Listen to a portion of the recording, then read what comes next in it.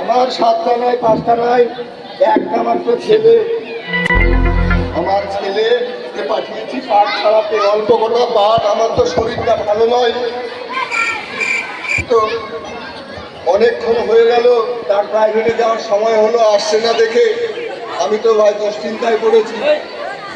হ্যাঁ, এখন আমি কোন দিকে যাই? ছেলে যে আমার কোন দিকে গেল বলো তো? চিন্তা করো না, কিছুক্ষণ পরে আসছে। এগিয়ে দেখি কোন দিকে। চলো তাহলে আমরা যাই। আরে গোপাল, এখানে কি করছিস? আরে অল্প কটা পাঠ ছিল, পাঠগুলো ছাড়ালাম, এখন আর প্রাইভেটে যেতে হবে। তুই তো রেডি হয়ে এসছিস, আচ্ছা তুই থাক, আমি বাড়ি চললাম। আরে দাঁড়া দাঁড়া, প্রাইভেট যেতে হবে না, প্রাইভেট ছুটি দিয়েছে তো। তোর তো আবার মোবাইল নেই, তুই জানবি বা কি করে? হ্যাঁ রে ভাই, তুই তো জানিস আমার বাবা গরিব মানুষ, তার হচ্ছে মোবাইল কেনার সামর্থ্য নেই। তোর বাবার ওই নেগা কথায় কান দিস না, তোর বাবা একটা কিপ্টে মানুষ, আজই একটা বলে মোবাইল কেনার বায়না ধর। হ্যাঁ ভাই, সব পরে দেখা যাবে, চল এখন বাড়ি যাই। পড়ায় মন বসছে না, বন্ধুদের সবার কাছে মোবাইল, আমার খুব লজ্জা লাগে। আজকে বাবাকে বলবোই। বাবা গোপাল, তুই চলে এসেছিস বাড়িতে, পড়ছিস বাবা? পড়, তোকে আর ডিস্টার্ব করবো না, পড়। তো পাঠগুলো ছাড়া হ্যাঁ বাবা, সব হয়ে গেছে, তুমি চিন্তা করো না। আমার লক্ষ্মী ছেলে এবারে ক্লাস 10-এ ফার্স্ট হয়েছে।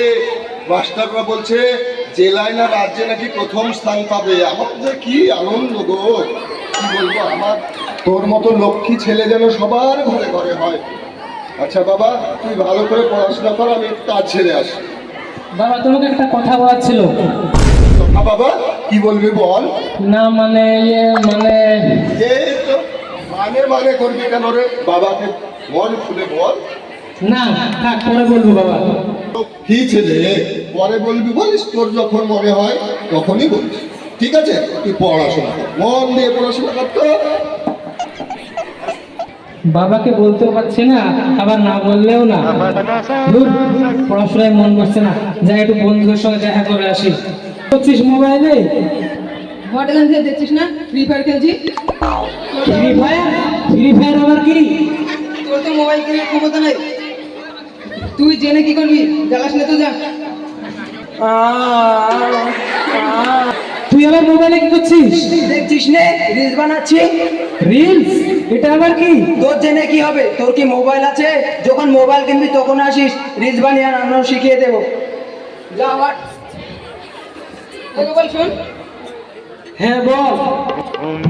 তোর বাবা যদি তোকে ফোন কিনে না দেয়, এক কাজ কর, তুই ঠিক বলেছিস, আমি তাই করবো। আচ্ছা আমি বাড়ি চললাম। চ তাহলে আজ বাড়ি যাওয়া যাক। বাবা, ও বাবা, কি বলবি?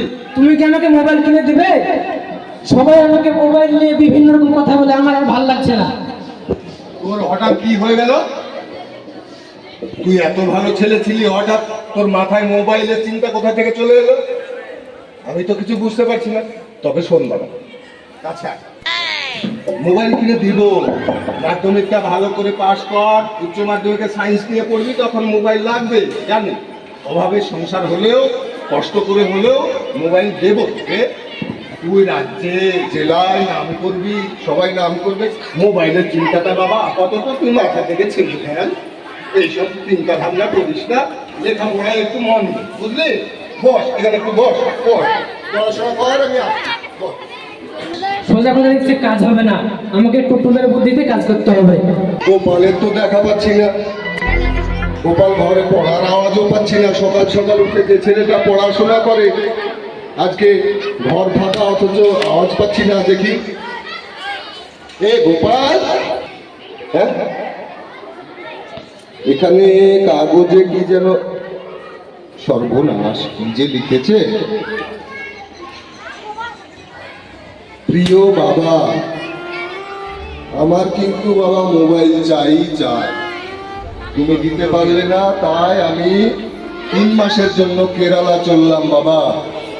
মোবাইলের পয়সা উপার্জন করে তবে আমি বাড়ি ফিরবো। তুমি চিন্তা করো না বাবা, আমি 3 মাস পরে এসে আমার সমস্ত পড়া শেষ করে ফেলবো। ভগবান, এই মোবাইলের নেশাতে আমার ছেলেটাকে কি করলো গো? দিল।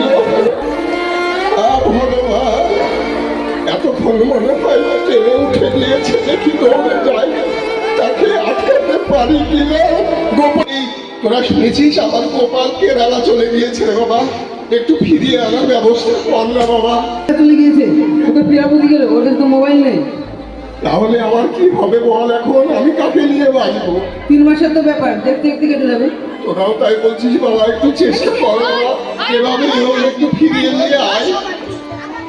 কাকা, ও কাকা, সর্বনাশ হয়ে গিয়েছে। কি রে বল?